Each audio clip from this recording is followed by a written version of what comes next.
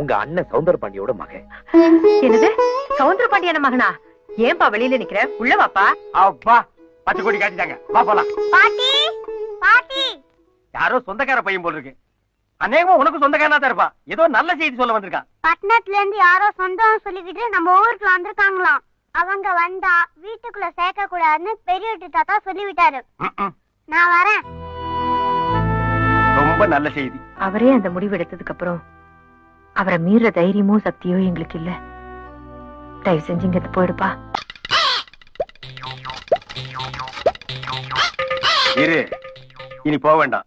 இந்த தெருவுக்கு பையன் போயிட்டு இருக்கான். இந்த ஏரியாவை அவன் கவர் பண்ணிக்குவான். அடுத்த தெருவுக்கு போலாம், வா. இந்த வீட்டுல ஒண்ணு சேர்த்துக்குவாங்க. சுபையாண்ணே, சுபையாண்ணே, சுபையான். மாமா மாமா, பட்டணத்துல இருந்து யாரோ சொந்தம் சொல்லிக்கிட்டு நம்ம ஊருக்குள்ள வந்திருக்காங்களாம்.